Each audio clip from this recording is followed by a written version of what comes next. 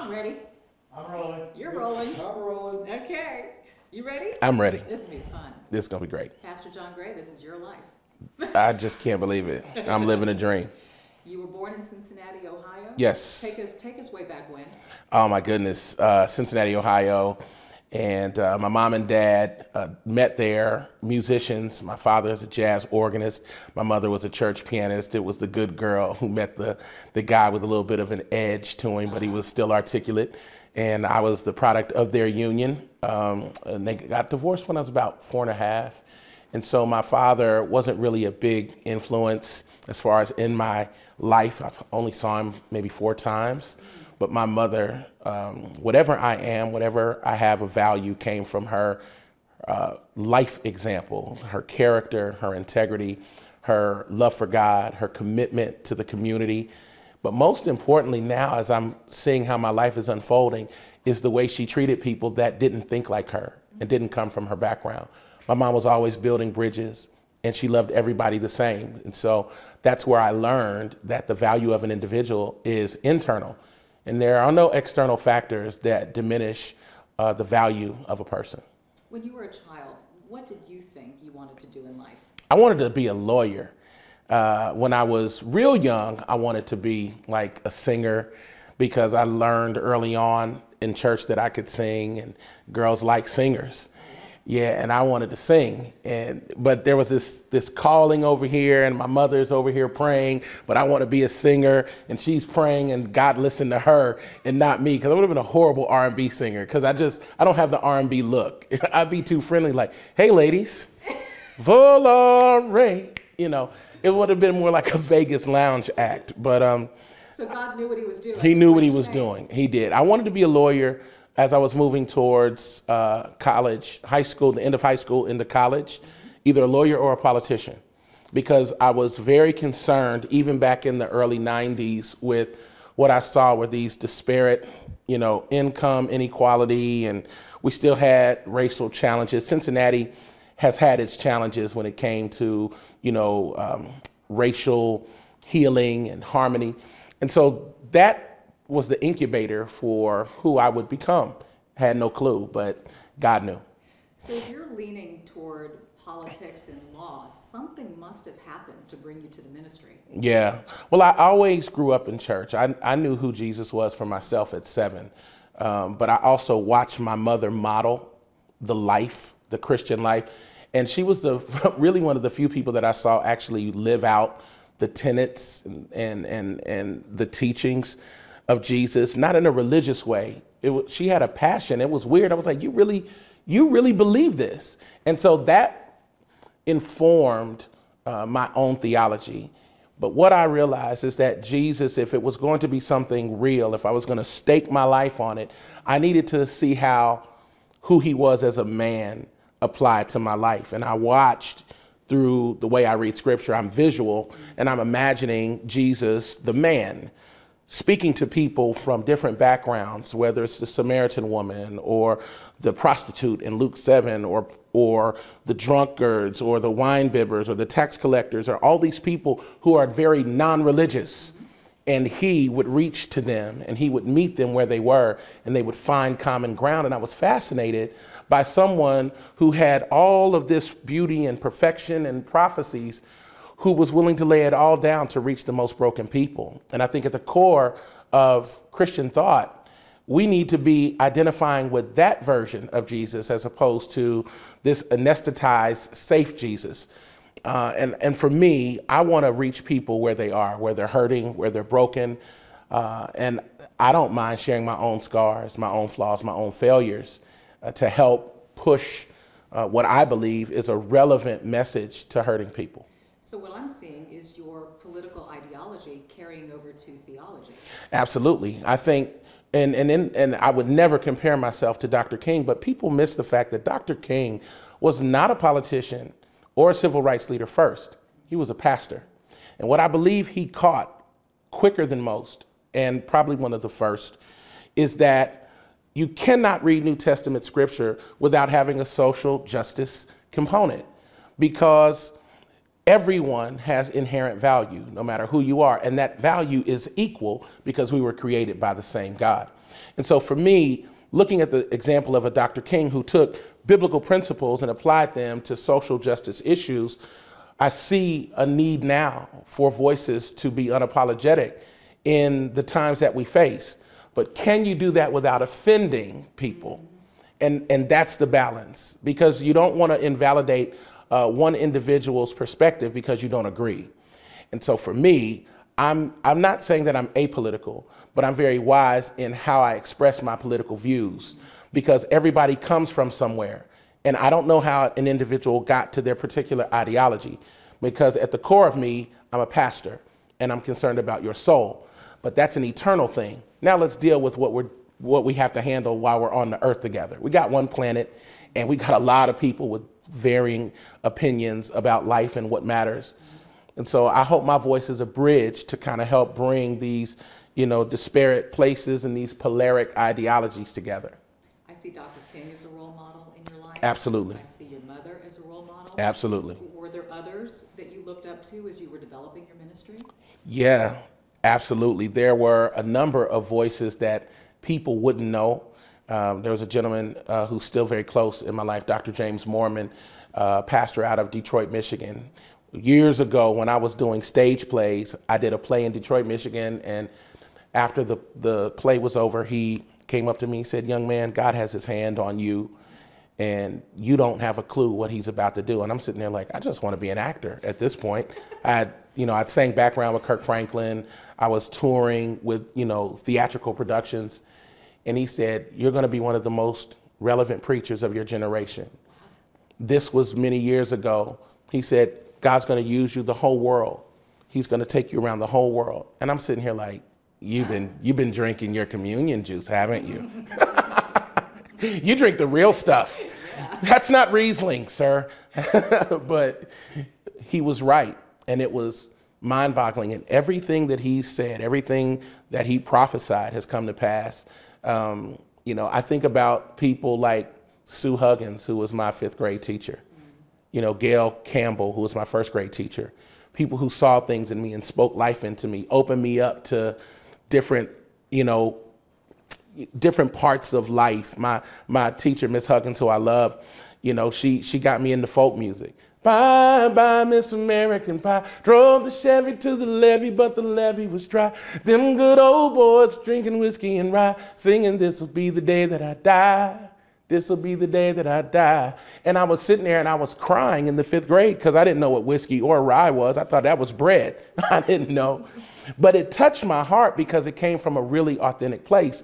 And so these educators really unlocked some things for me, because growing up in a primarily African-American neighborhood and being introduced to these other parts of culture helped me to understand that my vision or my lens is not the only lens that exists.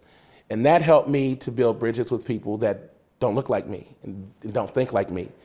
And I didn't know that those things would be the foundation of who I am right now as far as how people see me and how I'm being used. That's a very important viewpoint, especially when you look at today's culture and when you look at what's happening in communities when it comes to politics, not always looking through your lens. Give me a God way of seeing that. Wow.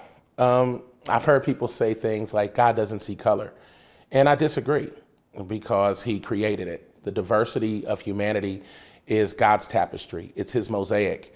And I have learned, because I came from a very conservative background as it pertains to theology. And so there were certain people that, depending on what you were walking through or how you were defined, you were ostracized or demonized. And I realized that that's actually not the character of the man that I've been reading about, because Jesus touched what society would deem were the worst of the worst.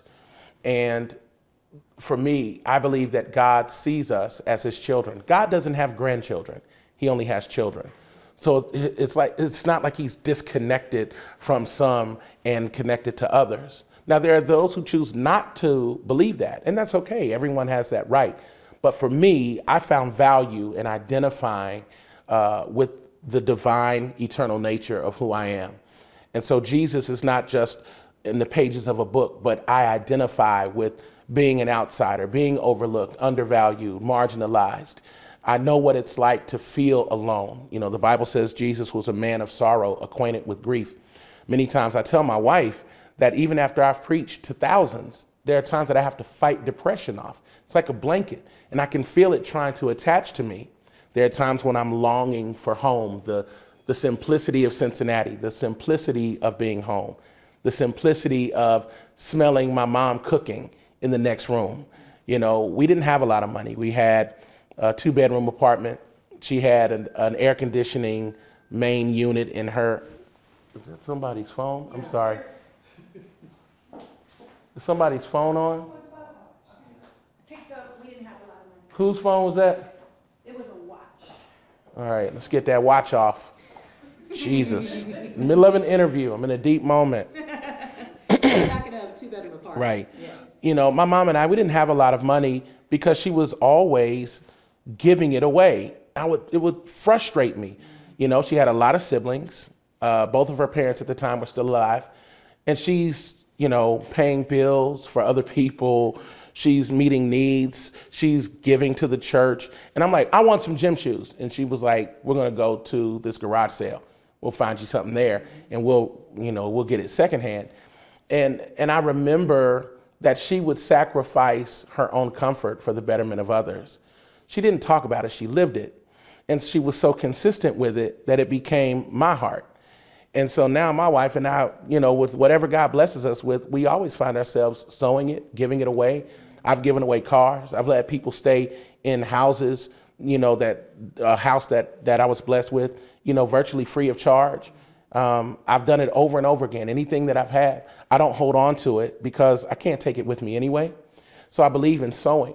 And it came from watching my mother, even with the little that she had at times, giving that away. And but there are times when I long for home. It gets overwhelming, honestly. Sometimes the demand or the expectations of other people. And I want to rush back to the safety of my mom's arms. Because what people don't see is that here's this guy that's preaching. And I'm not preaching for the people. I think this is important. I'm not preaching for people. I'm preaching for me. I'm fighting for my own faith. When I'm speaking to a crowd, yes, I want them to be blessed. I want people to hear the word of God. But I'm also preaching for me, for what I'm believing for, what I'm holding on to.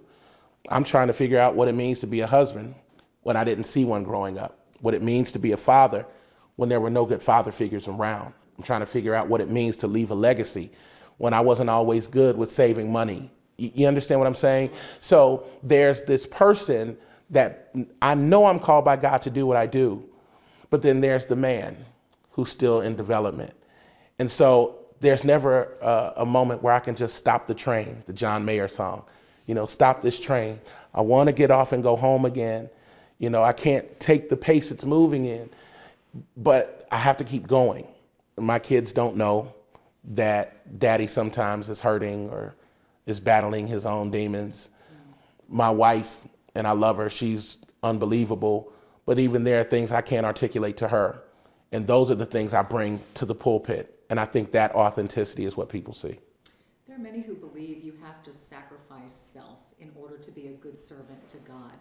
But it sounds to me like what you're trying to showcase is that you have to nurture self in order to be good to him and also to others. I am learning that in my life right now, that I have fought for everyone else. And I looked in the mirror and my health had taken a toll. My marriage had taken a toll. My relationship with my 2 small kids had taken a toll. When I came home the other day, my son just grabbed me and cried. And I said, "What's wrong?" He said, "I need you." He said, I just need you. And he wanted to hold my hand, and I had something else to do, and I let his hand go, and he just begins to weep. And he's like, "Please just hold my hand." And there's going to come a day when he's not going to want to hold my hand. So while he does, let me grab him.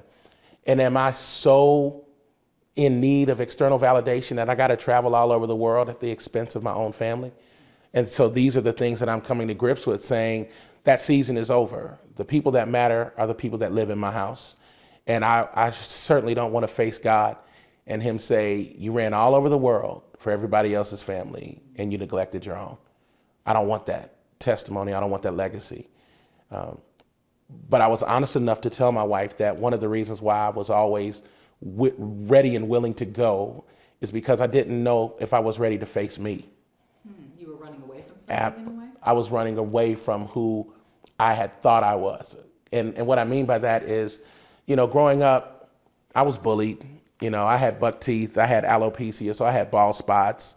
I wasn't the ladies' man. I was the one they made fun of at the back of the bus. I was the one they made fun of at school. And so some of those things still sting. I don't care that I'm in my mid-40s now, but I can remember particular moments, how I felt so vulnerable. There was no one there. I felt defenseless, which is why I now fight for people who are defenseless, because I know what that feels like. And, you know, I think that there's a moment where that vulnerability and that fear, you know, are saying, are you adequate enough for what you have? Because there's a part, you know, I do believe in God, and I do believe that there's a devil, and I believe that there are times when he'll whisper and say, you don't deserve this. You know, you don't deserve this. Look where you came from. Look at your family. You know, look, you're going to end up just like your uncles or just like your dad. You're going to end up just like your cousins, you know, and I've got family that has battled addictions, battled everything you can think of. But I'm still a part of them. And if that's a reality, this is a reality too. And so I'm fighting what I came from, because I have to carry it, but I also have to defeat it. So I can't deny my family history. I can't deny, you know, the factors that developed me, but I also don't have to hold on to the negative things either. Sure. And do you feel that those perceived weaknesses of yours are what led to gifts that others will never have, and then you chose to develop those gifts? Wow. I believe that I never heard it put that way. But you're right. The gifts that people see were nurtured in broken places. Right. They were nurtured in places where the pain was, I couldn't even communicate it. So since I couldn't communicate it, I sang it. So I cultivated writing songs, you know, and when I couldn't express it, you know, and naturally I'd go and I'd write a monologue. I was doing Shakespeare at an urban high school in Cincinnati, you know. Not everybody could do that. No, you've got to go somewhere to say, but soft what light through yonder window breaks, 'tis the eastern Juliet, 'tis the sun, you know, all of that. And then to learn how to express pain in positive ways without it becoming destructive. And can you take those broken places and turn it into that which is beautiful? So I use those hurting places as fertilizer. Now some flowers are growing. Tell me about nurturing those flowers, because the story that you said about how things can pull you away from what matters, you know, as you are blessed with all of these gifts, there comes a burden with all of that. And so figuring out balance between your ministry at Lakewood, between the TV show, the new book, which we'll talk about in just a minute. Yay. How do you allow God's blessings to remain a blessing and not a curse? Wow. How do you allow God's blessings to remain a blessing and not a curse?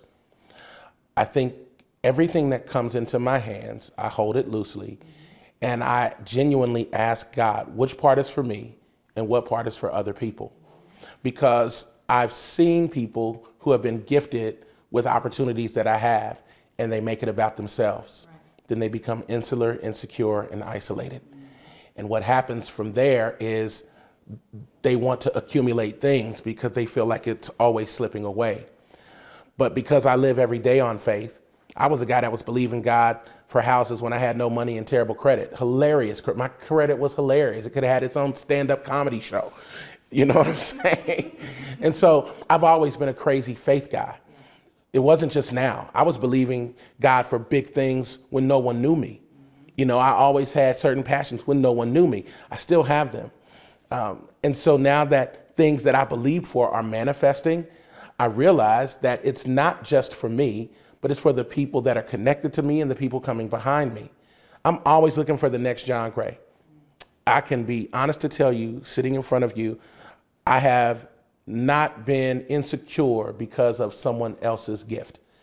I celebrate preachers, pastors, singers, leaders, whoever it is, because I don't want their platform, because I don't know what it took for them to get it. Sure. And so I think when you talk about God's blessings, people are like, oh, I wish I could, have what you have. No, until you've cried those tears, at 10 years old, until you've walked through the loneliness and the hormones of teenage years and super conservative theology with a body that says, do whatever you can while you can. Your mom's not home. It's a life of contradiction. It's exactly what it is. And I think that's what faith and humanity, that's the collision, that's the tension. It's I want to do that, but the word says this. And so how come you made it so good and then you don't want me to do it? It's like all of these questions. And that's where the blessings come. Can you discipline yourself enough to know that when those good things come, it's not just for you to go around and gloat like I've made it. It's about saying, God, thank you. And what do you want me to do with it? Because I'm only going to have it for a few years anyway. I mean, if I live to be 100, I need to leave something behind. A good man leaves an inheritance for his children's children. Right. So I need to be thinking about my grandkids in every decision that I make. So I don't want to curse it by worshiping it. And a lot of people worship the things they acquire, yes, and not the God who gave it to them. That's right. Watching you preach is truly a gift. You have a gift in the way you reach people, the way you communicate, your humor. You are memorable. Your message is memorable. And there are many here at Lakewood who are so grateful that you are here. So tell us about your path to Lakewood. It was 2009. I was on a plane to Australia for the Hillsong Conference. Mm-hmm. And I get to the lobby of the hotel, and there's that smiling preacher, Pastor Joel Osteen. And I'm still smelling like a 14-hour flight, but I don't care. I walk up to him and I said, excuse me, Pastor Joel, you don't know me. My name is John Gray. I just want to shake your hand and tell you you're a blessing. And he said, I know you. I was like, you did? Me? He said, I watched you on TBN, a sermon that you preached. And he verbatim told me my sermon. I was like, oh my God, Joel Osteen is listening to me. I'm going to actually faint and then get up and faint again. And he was so kind, and he's genuine. He has so much integrity, such character. And the next morning, the Lord woke me up and he said, go have breakfast with Joel. And I was like, I'm jet lagged, because that was not Jesus. But I'm hungry, so I'm going downstairs. Right. Went downstairs. He's sitting with his son by themselves. Mm-hmm. And I said, excuse me, can I? And he said, sure, come on over. And we talked about life and ministry, youth ministry, young adult ministry, just having conversation. And it was just a seed. And after that, I didn't see him anymore the rest of the week. Got back to Houston a few months later. I met who was then the youth pastor of Lakewood, Nick Nilsson, at another conference in Miami. And he invited me to speak. I believe that was 2010 by then. And then I was invited multiple times. And then at one of those services, Dr. Paul was there. And he said, what you just preached was not fluff. That was substance. I'm going to ask my brother to have you on a weekend. I'm like, nope. Right. Joyce Meyer, Joseph Prince, T.D. Jakes, John Gray, whatever. And they did invite me. Yeah. And my wife and I came in August, I believe, of 2012. Yeah. And I preached a weekend. And from there, it just began to build. And by January of 2013, we accepted positions as a new associate pastors on the team. And we moved in February. And then my daughter was born in March. So my daughter is a Texan. She sure is. And it was a wonderful process. And now 4.5 years later, seeing what God has done, how he's built, the midweeks, and just to see the diversity and the beauty. And especially now, in the cultural climate that we exist, to see a Pastor Joel Osteen and a John Gray in the same space, right, building the kingdom, coming from very different backgrounds, different styles, but it's the same heart. That's something that I think not only the church can glean from, but society as a whole. Sends a powerful message. Tell me about your new book. I Am Number 8 is the name of my new book. Overlooked, undervalued, but not forgotten by God. The premise of the book comes from 1 Samuel 16, where a prophet named Samuel was sent to Bethlehem to anoint a king. Jesse had some sons. He invited them into the house, and Samuel knew that God was going to anoint one of them. But when he had gone through 7 sons, God said, none of these. And Samuel asked a question. Is this all you got? Are all the young men here? And Jesse said, well, there yet remains the youngest, and he's outside keeping the sheep. Samuel says, go get him. We're not going to sit down until he shows up. When he walks in, God says, that's him, number 8. Number 8 is the number of new beginnings in biblical numerology. For those who are overlooked, undervalued, God has not forgotten you. Your process has not hidden you from God. The pain, the rejection, those are the things that made me. The moments where people misidentified gifts or because of their own insecurities couldn't celebrate what was in me, but I still was honorable. Because you learn integrity, and you learn honor not by people honoring you, but by honoring people who won't honor you. Right. Because honor is the currency of elevation. So the book is about the principles that one can apply to their own lives if they've ever felt like they've been overlooked, undervalued, marginalized, but that there's a gift in you that is so unique that no matter what anyone tries to do, they cannot suppress it, they cannot destroy it, it will not be broken, but it is made in the crucible of conflict and in the glorious place of anonymity. Everybody wants the public platform, but nobody wants the private pain. And so the book is about really the process of going from anonymous to necessary in one moment. David had no clue that his consistency and faithfulness in a field actually propelled him and prepared him to be a king and a military strategist, unlike the nation of Israel had ever seen. And so the premise for the average person like me and those who would read it is that there are gifts in you that might look monotonous on the surface, but when you get in the right setting, it's going to unlock not just your destiny, but the destiny of people that are connected to you. Look at where you are now. You're a voice. You are not just a personality, but a voice, a trusted voice. And I don't know your process, but I can't imagine that everybody on your way to where you are was there to celebrate. Mm-hmm. There are times of opposition, and opposition is what strengthens you for the next position. So It's very well said, and sometimes we try to run from. Can we just take a little wipe here? I'm getting Yeah. just a quick wipe off there. Good. John, is the camera off? No, I left it running. Keep it running? Okay. All right. This only takes that. Yeah, I was just getting some beads there and I didn't like it. So. okay. All right. Very good though, guys. All right. Right. I love that point because I feel that oftentimes in life we either try to avoid or run from opposition because it's scary, it's uncomfortable, but those are the moments where we grow the most. Absolutely. I've had this conversation with my wife over the last few months that I had to identify that many times I dreaded being uncomfortable and the idea of having to face challenges, whether it was me becoming more fiscally responsible or taking the burdens of some of the things that my wife does seemingly effortlessly and saying, I can do more than just be a provider for the household. I need to really set the barometer. So I'm learning how to do some of that. When in the past, I was like, you got it, babe. But she's like, no, I really need your help here. And it's more about being mature and taking personal responsibility. And sometimes in the world of faith, we assume God's going to do everything. I've learned that a loving father who wants to see his son grow and mature will step back and make you face things that you'd rather not face, whether that's the shame of past mistakes, whether it's the fear of failure, whether it's inadequacies that are real or perceived. All of these things are necessary places of conflict. I used to think conflict was a negative thing. Some conflict is healthy, particularly internal conflict, because it steals your values. And when you know who you are, you cannot unknow it. So I'm at a place now where I know who I am in a way that I didn't know myself even a year ago. And so that is the process that I've had to walk through.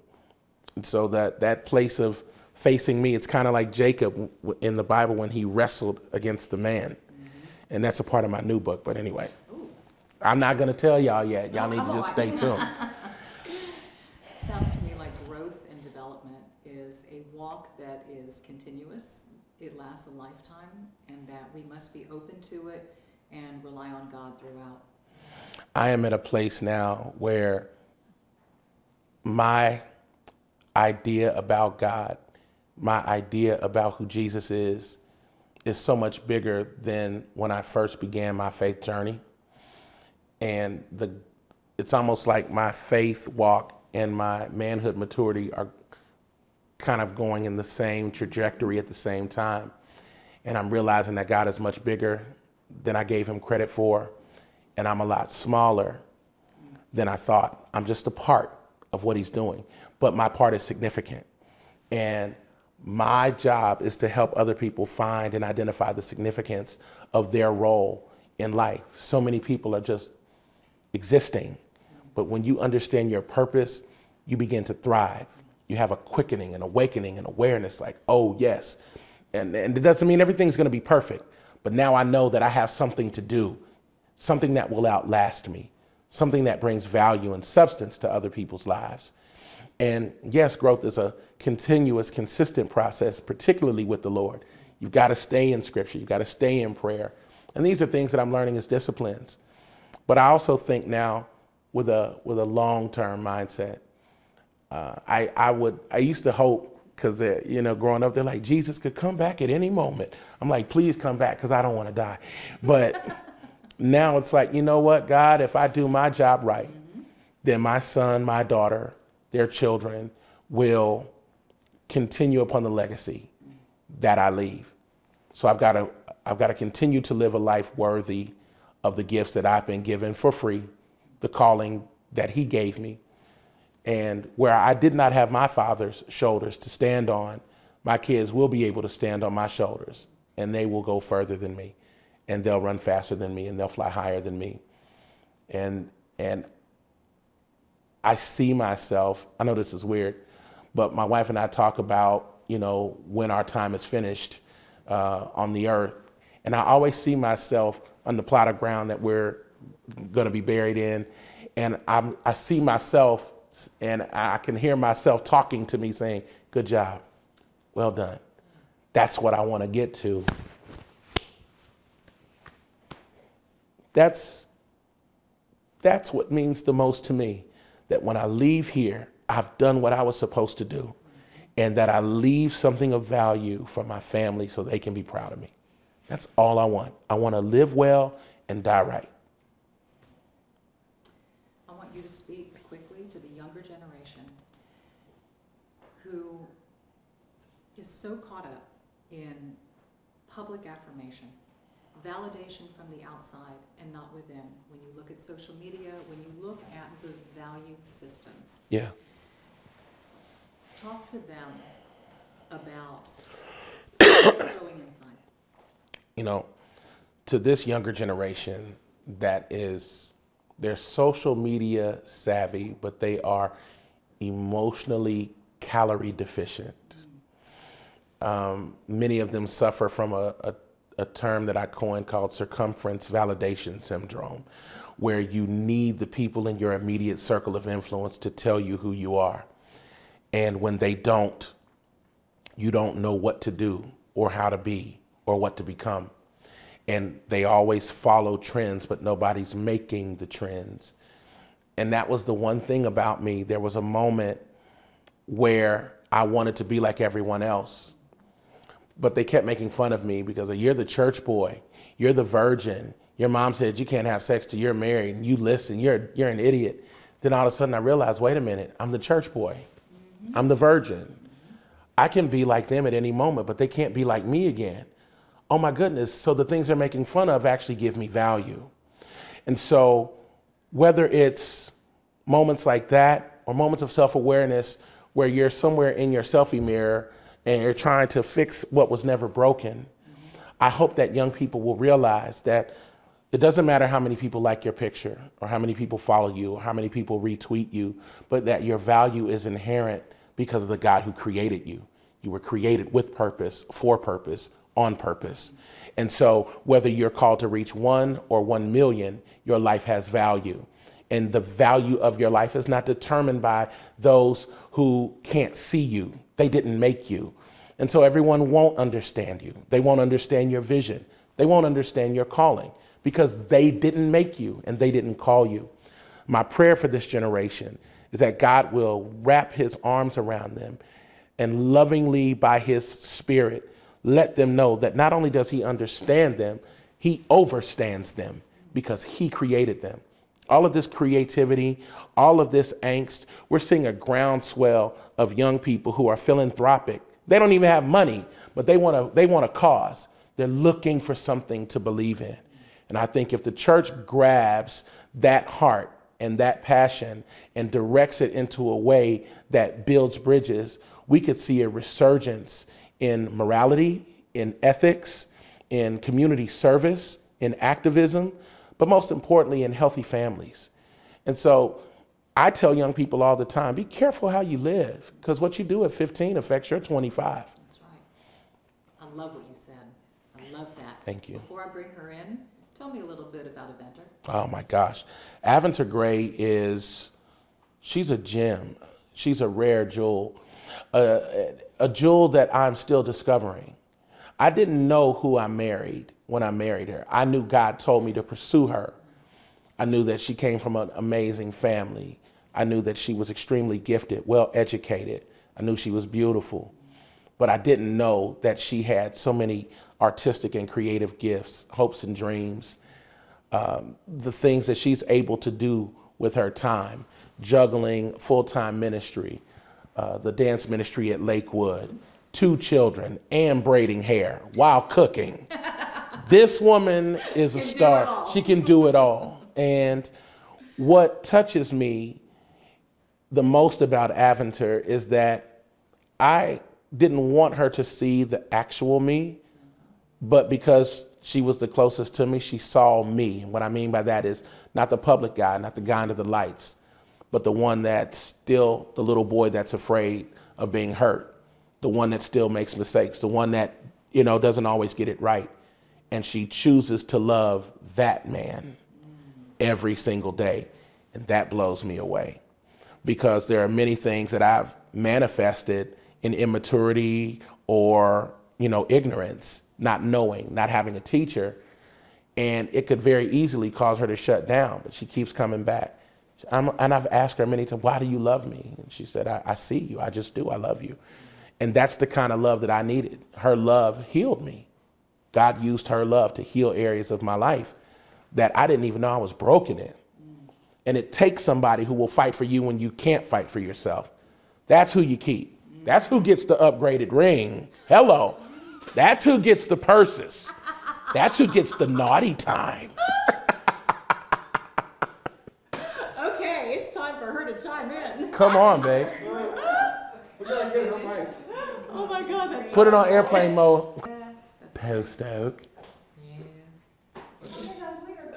That's right. Post cereal oak. Okay, cereal oak. Post cereals. That's right. Yeah, all of our kids are everywhere. We've got 4 kids in 3 different schools right now. No way. So it's like carpool, cockroaches scattering in the morning. Come That's on. what we look like. This one going here, and this one going there, and this one here at this time and that time. No way. It's wild. Yeah. I'm rolling. Yeah. We're ready? Okay. All right, so Miss Aventure, I just had John talk about you. Now I want you to describe your husband. Oh my goodness. Do you have enough time? Sure, we got all day. My husband is one of the most amazing heart people that I have ever met. I've had to learn as a wife to look at situations that we may walk through. If it's something that we don't agree upon, I will check his heart, because that's his greatest commodity. He is a beautiful bundle of joy, a beautiful bundle of love. He doesn't have enough to spread it around, because he would try for the world to get them covered by the love that he has. But I really feel like John is one of the greatest gifts to the body of Christ. He is the love of my life. He is my best friend. He's an amazing father. I mean, people see the pastor and they see the speaker, the person who is jovial, always laughing and able to communicate a thought in an amazing way. But I see this incredible man who loves his family, loves his mother, which was very important to me when we were dating, and is always searching to be a better him. He is never,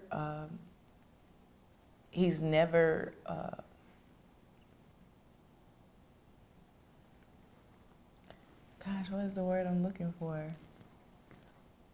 Content with where he is.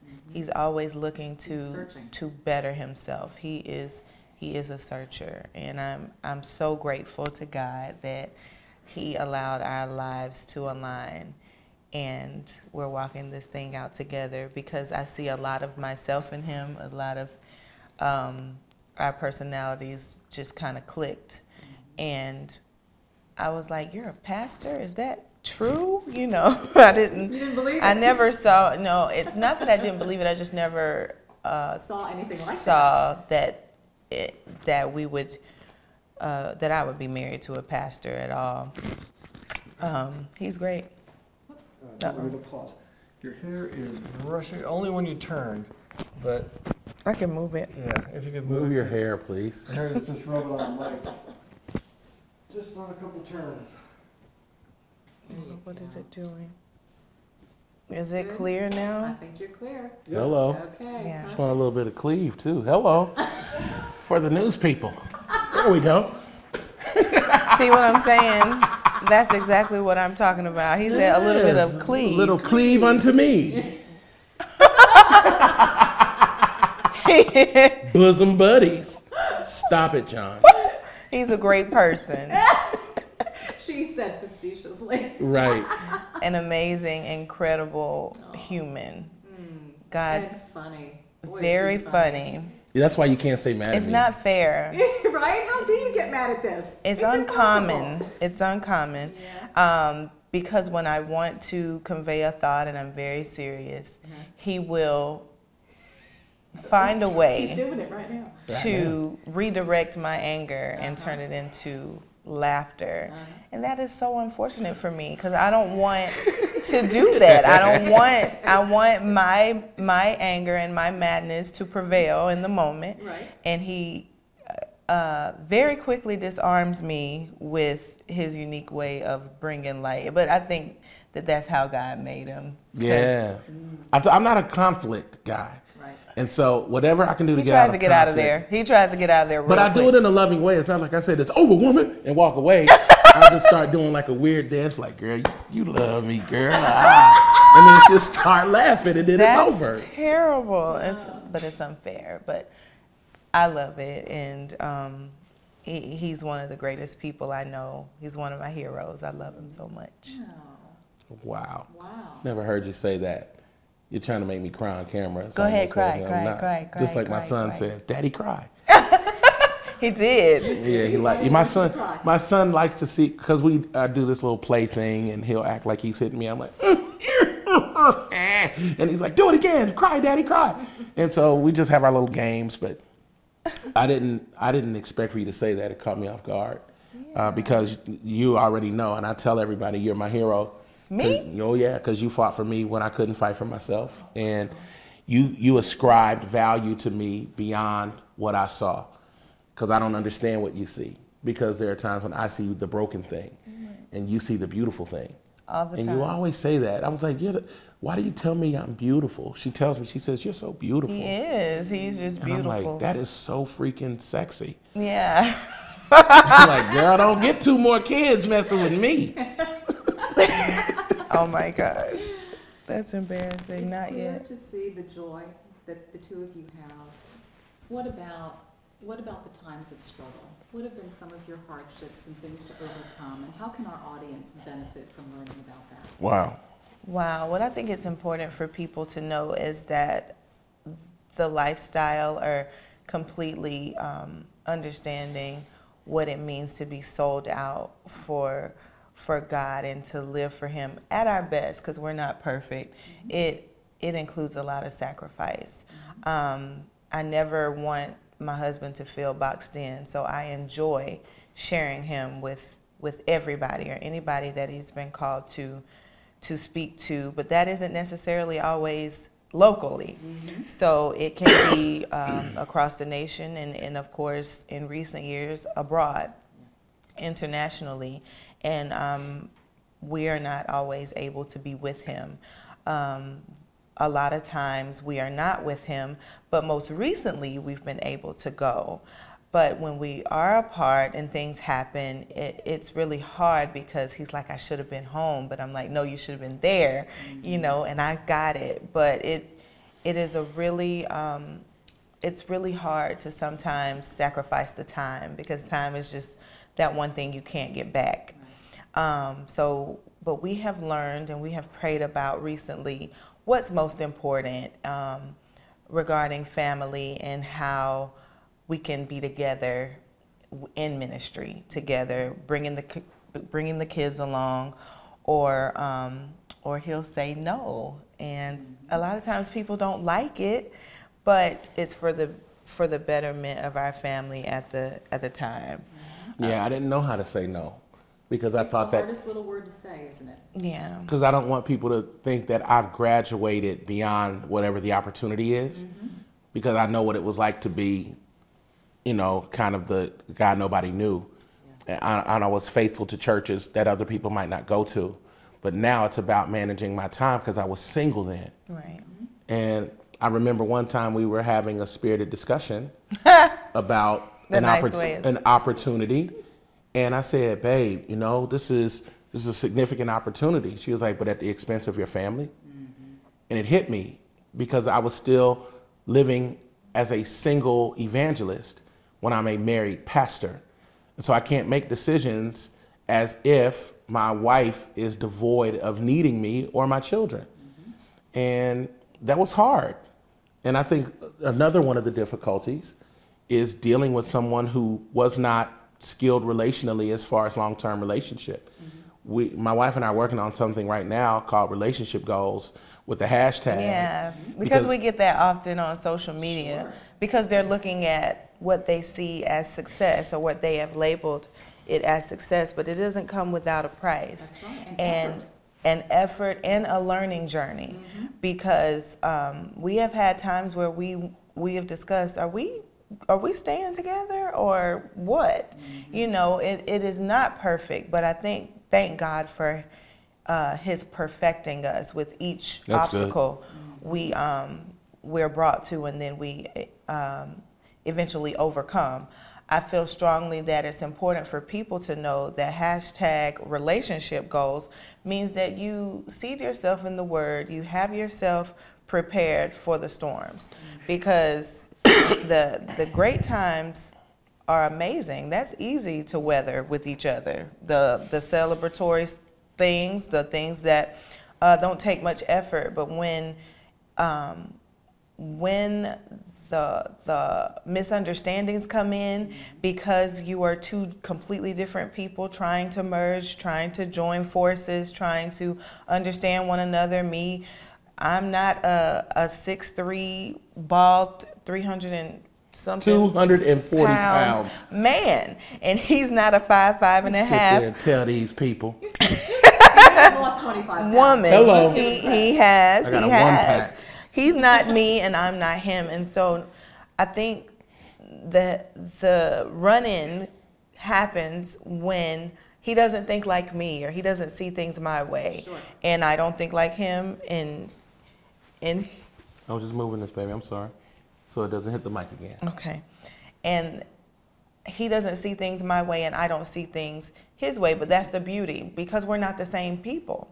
We're completely two different people who are always trying to become one. I think the misnomer is that when you get married, the day at the altar, that it immediately happens, you're automatically one.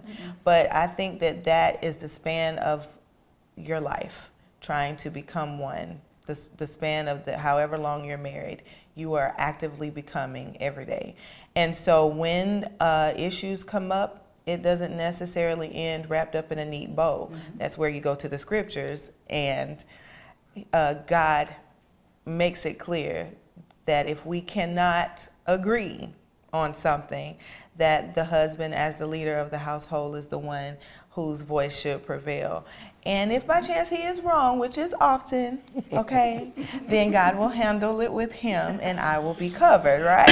I'm just saying, but we have to teach on that, and we have to make people know that it's not always fun and games. Yes, we laugh a lot, we love, we're learning to understand what God requires of us, what he requires of us as individuals, collectively in marriage, as parents, how we are to rear our kids. All of those things are actively in our minds.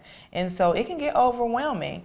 But at the end of the day, we have to remember that we love each other, and how is it that we came to be in the beginning? That's what happens with people when they lose sight of why they were brought together from the beginning. And I think it will heal a lot of people, because John and I are still little kids in certain regards of our life, certain aspects of our life. So the parts that I couldn't speak to, he looked elsewhere. And the parts that he couldn't speak to, I looked elsewhere, whether it was just shopping, food, indefinitely, you know what I'm saying, food, or a conversation that shouldn't have taken place with someone from years ago, things of that nature that people need to be aware of. But then we get the healing and we're able to really tell you what #relationship goals are. And that's the transparency that people don't get from people in ministry. Because the portrayal of perfection, yes, it's not attainable. It's not. It's impossible. There is no such thing as perfection. And then people give up before they even start. And babe, I'm sorry for cutting you off. I think the important thing is, if you're going to be an authentic leader to this type of discerning generation, you need to start with your scars. Start without the makeup of religion and say, we are searching for truth like you. We are following hard after Jesus like you. We're not above you, we're walking with you. Right. And what she said, and I kind of shared, also, there are times when the loneliness and the fear and the intimidation of the responsibility that comes with being a husband and father was overwhelming. And all I saw from the men in my family were men who left. Right. So when conflict rises, I'm like, I'll just leave. And God's like, you're going to stay home and you're going to work it out. And I'm like, no, I'm good by myself. I'm an only child. I'll make it. And so where I get attacked is in the area of isolation. So I'll shut down emotionally. I don't want to talk, or, you look for validation in places where you shouldn't. But that's because you haven't fully healed from places of earlier rejection. When you're looking for validation from places where you were previously rejected, it opens you up for things that should have been closed a long time ago. Those are things that people in the Christian world don't often talk about.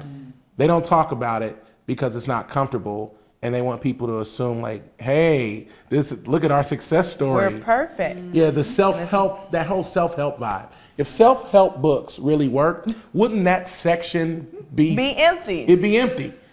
The truth is, I can't help myself. There are things I need God's help with. And by the blood of Jesus, he's helping me to put in roots and to build with this woman who, for some strange reason, loves the real me, not the projected me. I love that. And what I will add to that, and you all are touching upon this, it's a thread that is woven through everything that you say, and that the role of a woman and a man, not only in a relationship but as parents, boundaries have blurred, and the roles have been redefined, because women are not only homemakers and caretakers, they're also providers, and sometimes the breadwinner in a house. Men oftentimes are not just the dad who goes out and brings home the bacon, but he's expected to be attentive as a parent, attentive as a husband, to be there, to be present, which means that the demands on the individual are far greater than they used to be. And now you bring all of that together. So let's talk about this balance of what is expected of you as a husband, as a wife, as a dad, as a mom, and then how you balance all of that with your ministry and what's expected of you here at Lakewood. Wow.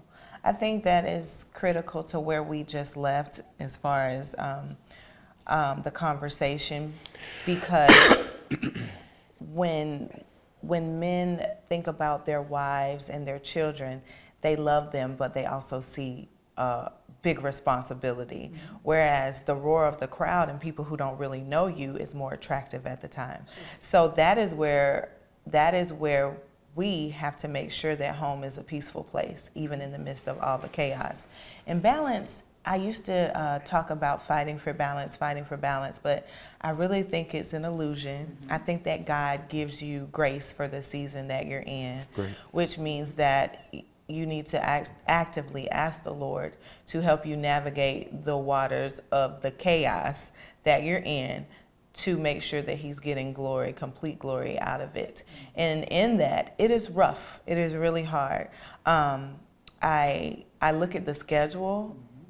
Now it has like the ministry schedule, it has the travel schedule, it has the kids' school schedule, it has the parent-teacher, parent associations. It keeps adding, and then the kids, we want them to be well-rounded. We have an ice skater in our home, a dancer, you know, t-ball and basketball and piano for him.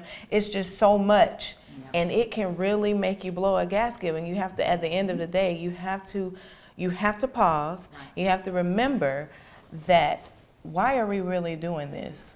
We have to make sure that God is okay with everything that we're doing. And I think it only stays chaotic if we try to infuse things that are good versus the things that are really from God. Mm-hmm. So in all of that, I'd say that we pray a lot, and we are consistently trying to find balance and trying to alleviate that stress factor, because you can actually really make yourself sick when you have too much going on. And we have hit that barrier already. Yeah. So then it's like, God, okay, scaling back, moving back, working things out, and understanding that no is the best friend for our family life to work. Mm-hmm. So I really feel strongly that the way I'm able to balance things is just to be completely organized, and we lean on people who are very close to us to really help us navigate these waters as well, because it is not easy.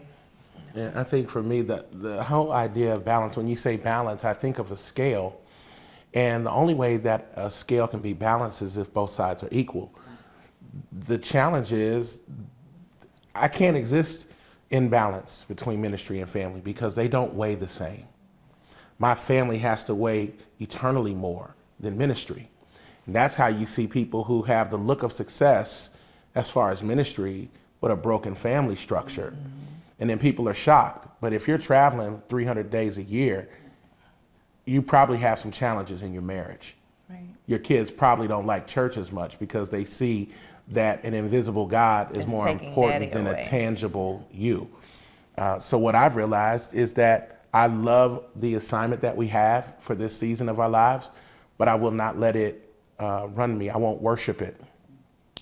And so I put ministry in its place, and it's third. Ministry is third place. She's first. The kids are second. And actually, now that I'm thinking about it, church is fourth place. The ministry is fourth place, because after her and the kids, I got to take care of me. Absolutely. Because if I don't do that, then the whole thing falls down. Mm-hmm. Because God forbid anything happens to me tonight, all those places that I traveled are not going to raise my kids. They'll find somebody else to take my place at the conference next year, and they'll put a nice tribute video up. But they won't be there to rub my daughter's head and hold my son's hand. And so I've got to take care of her, those kids, me, then the ministry.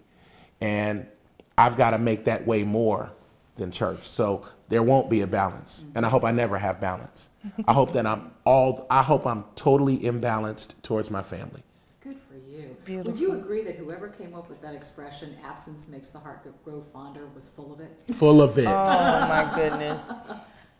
They were completely full of it. It lasts for one day, and then no, I actually love for you to be My here. wife texted me after I just left to go to the airport. She's like, come home. I'm like, babe, I'm on 45. What are you doing? Or if he's in his favorite place, which is the restroom, I'll just be like, what are you doing? And he's like, I think you might know where what's I'm at. happening. And she'll come in there. That's when you know it's love. And bring the kids. Everybody. And we'll light a candle. Seriously? Well, yeah. Well, we're being extra. All 4 of them are in there, and I'm like, can I have one moment in the name of God? No. Especially when they have schedules now where they have to come home, do your homework, get to bed, because the next day is so early again. So you better be glad we're showing up in your bathroom. We make the time we can, wherever. Yeah, we have, bathroom sing-alongs and such, and it's amazing. You can't ever tape that. I think we should. It'd be great. Yeah, that'll go viral. I love it. Oh my God, you guys are incredible.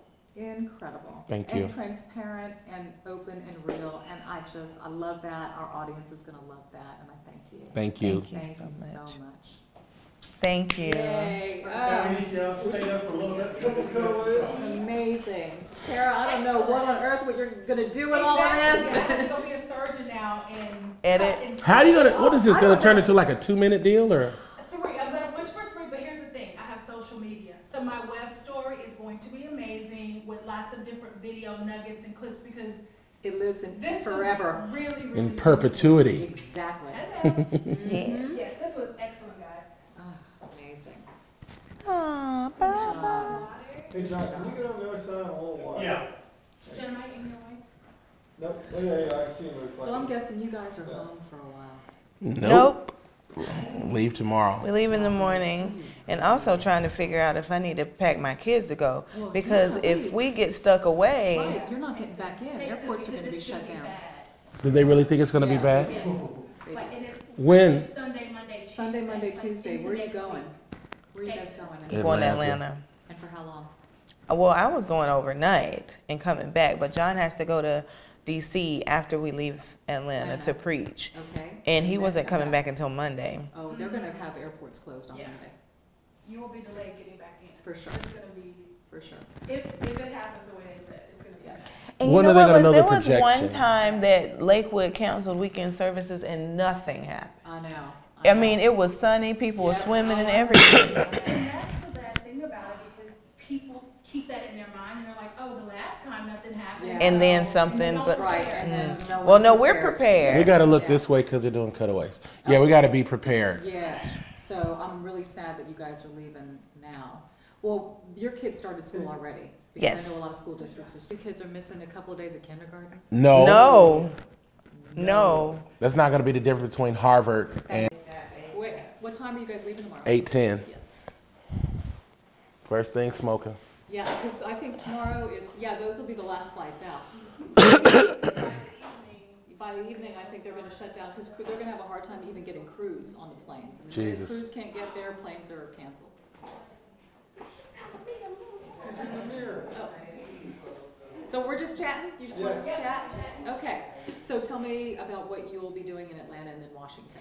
I will be in Atlanta for the album release for a friend of ours. Her name is Tasha Cobbs. She's a Grammy Award-winning gospel artist. I count her among my her and her husband are close friends of ours. And so I'll be there in Atlanta for that. Then I'm speaking at a youth conference Saturday in D.C. I'm preaching at a church in Manassas, Virginia. And I'm doing a racial reconciliation service, 2 of them, while I'm there on Sunday night. It's called Heal Our Land. It's going to be aired on TV. We've got senators coming. Great. And Who's I'll, carrying it, do you know? I don't know. I'll find out. But I'll be speaking because that's a part of my heart, and it's not far from Charlottesville. It's so And important right so I'm going to be very wise and diplomatic in the way I approach it. And I think it will probably shock some who think I would probably come out more abrasive, but I'm not. Abrasive rhetoric right now doesn't help anything. Yeah. I'm trying to heal. And so I'm going to speak to both sides. Good. And see where that leads us. Do you think pastors need to be more open and out there when it comes to getting involved in things like that? Absolutely. I mean, I know probably many. It's very interesting, and I shared this. I was very honest. I said, depending on who you are, your Jesus looks different, you know. And unfortunately, how you appropriate Jesus, they didn't want to let go of slavery. Right. A lot of people don't know that. A lot of the Christian schools that were built in the '60s were a response to desegregation, and so Southern whites wanted Christian schools, which was a nice way of saying, I'm going to keep my kids away from, you know, these black kids. And so they created these private Christian schools. And so it's very heartbreaking and fascinating that you can sing hymns on Sunday and lynch somebody on Tuesday. That's right. And so